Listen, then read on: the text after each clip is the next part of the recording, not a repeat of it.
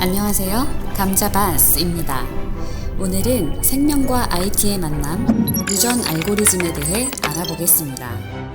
컴퓨터 연산 방법 중에 하나인 이 유전 알고리즘은 생물 종의 진화 과정을 본따 만든 것입니다. 어떤 부분에 차가 생겨났는지 한번 알아볼까요?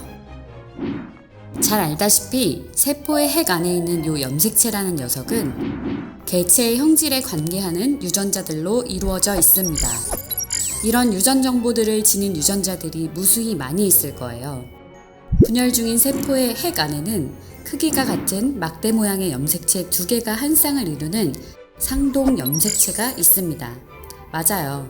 하나는 아빠로부터, 하나는 엄마로부터. 아빠와 엄마로부터 물려받은 염색체에 서로 대응되는 부위에 있는 유전자를 대립 유전자라고 합니다. 상동 염색체에서 A 부분을 눈꺼풀 유전자라고 하고 B 부분을 다리 길이 유전자라고 봤을 때 엄마, 아빠 유전자 모두 눈꺼풀 유전자가 같아요. 하지만 다리 길이 유전자는 서로 다르죠. 이 대립 유전자의 조합에 따라 확률적으로 자식 개체의 형질이 달라지는 겁니다. 여기 서로 다른 DNA를 가진 부모가 있습니다. 아이는 부모의 DNA를 반반씩 물려받겠죠. 이와 같은 유전 방식으로 다양한 유전자의 1세대들이 아이를 낳아 2세대들이 나타나게 됩니다. 그중 환경에 적응한 개체들만 살아남는 과정을 통해 생물종의 진화가 일어나죠. 이런 생물종의 진화 방식, 즉 대립 유전자의 조합에 따라 자식 개체의 형질이 결정된다. 그중 환경에 적응한 개체만이 살아남는다. 이것을 모방해 컴퓨터 연산 방법에 적용한 것이 바로 유전 알고리즘이랍니다. 생물 유전 방식의 원리를 좀 더 자세히 들여다보기로 하죠. 예를 들어 눈의 쌍꺼풀을 발현시키는 우성 유전자를 대문자 R, 외꺼풀을 발현시키는 열성 유전자를 소문자 R, 이렇게 대립 유전자라고 했을 때 우성 유전자인 대문자 R이 하나라도 포함되어 있을 경우 우성 형질이 발현되게 됩니다. 대문자 RR이나 대문자 R, 소문자 R은 쌍꺼풀을 가지게 되고 소문자 RR을 가지는 개체는 외꺼풀을 가지게 됩니다. 다만 개체의 조합은 랜덤이기 때문에 확률적으로 결정됩니다. 부모 양쪽 모두가 대문자 R, 소문자 R을 가지고 있는 경우 대문자 RR이 발현될 확률은 25%, 대문자 R, 소문자 R이 발현될 확률은 50%, 소문자 RR이 발현될 확률은 25%겠네요. 부모가 각각 대문자 RR과 소문자 RR을 가지고 있는 경우 자식은 대문자 R, 소문자 R만 가집니다. 확률이 100%죠. 자, 여기서 동일한 종의 개체가 N개가 있다고 해보죠.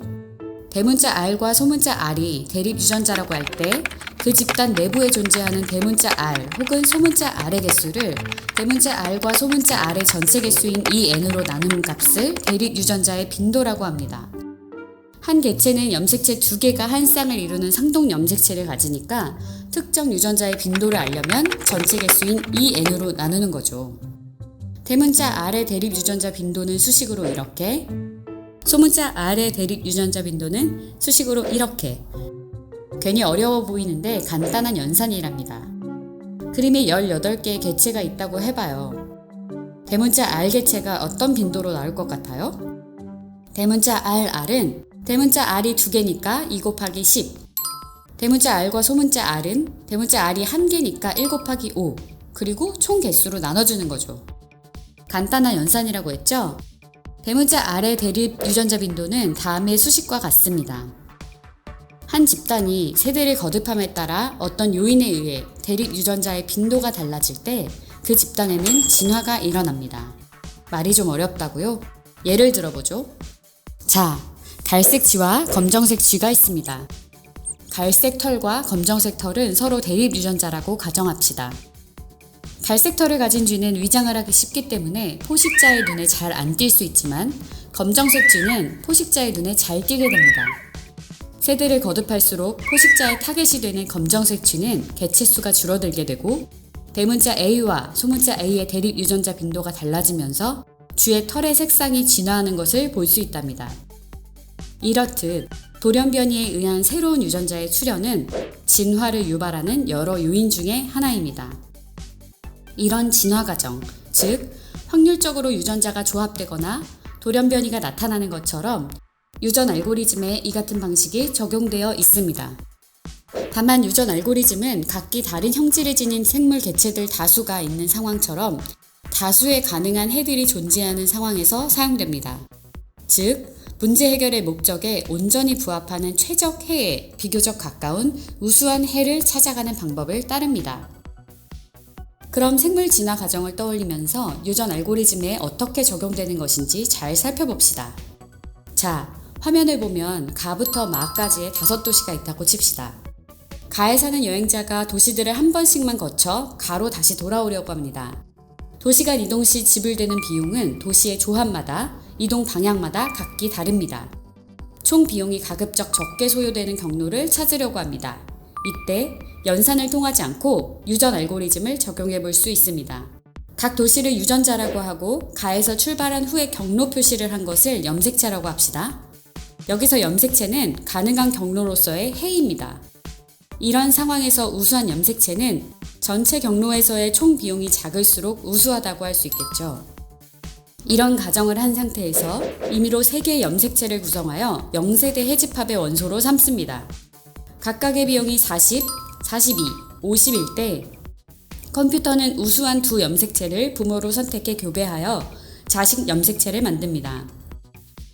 교배 단계에서는 교차와 변이를 거치는데요. 0세대 염색체의 상동 염색체 한 가닥씩 접합되고 교차가 일어나면 기존에 없던 새로운 조합이 각각 생겨나게 됩니다. 생물의 유전에서 봤던 확률적 유전자 조합이 적용된 지점이네요. 교차는 부모 중 임의의 하나에서 앞쪽 두 유전자를 가져오고 다른 하나에서 뒤쪽 두 유전자를 가져와 연결하여 만든다고 진술할 수 있겠습니다. 0세대의 다나라마, 나마라다에서 다나라마의 라마와 나마라다의 나마를 가져오면 자식 세대의 나마라마가 만들어질 수 있는 것이죠. 그런데 한 도시를 2번 방문하면 안 되기 때문에 2개의 마중 하나를 다로 교체하되 교체했을 때 현 단계의 해집합에 있던 염색체와 중복되지 않도록 합니다.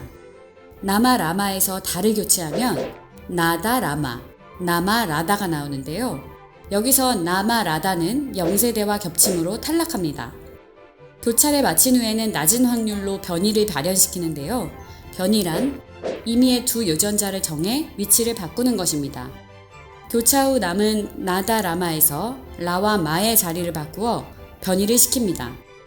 이게 바로 생물의 유전에서의 돌연변이 출현에 해당하는 부분이겠죠.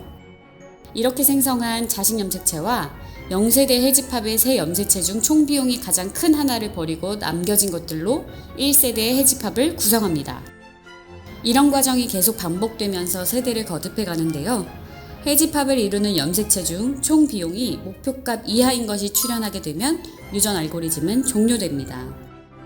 부모 염색체 내의 유전자 조합 중 우수한 것이 전해질 가능성이 높고 세대를 거듭할수록 점차 최적 해에 가까운 해를 찾게 될 가능성이 높아집니다. 그런데 한번 생각해 보세요. 미처 해집합 속의 염색체들에 포함되지 못한 유전자 조합이 사실은 가장 우수한 것이었을 수도 있는데 배제되었다면, 기존 유전자들만 반복해서 교배하면 새로운 유전자 조합이 발현되지 못할 가능성이 존재합니다. 그래서 낮은 확률로 변이가 출현하도록 하는 것입니다. 배제되었을 법한 새로운 유전자 조합을 포함될 수 있도록이요. 자, 이제 총정리를 한번 해볼까요? 지문의 단락들을 보며 총정리를 해봅시다. 일시정지 후 한번 읽어보세요. 이렇게 지문을 읽을 때 개념 요소들이 어떻게 구조화되어서 맥락이 연결되는지 머릿속에 패턴화하면서 읽으면 문해력을 높일 수 있답니다. 감 잡으셨나요? 그러면 소심하게 외쳐보죠. 감 잡았어.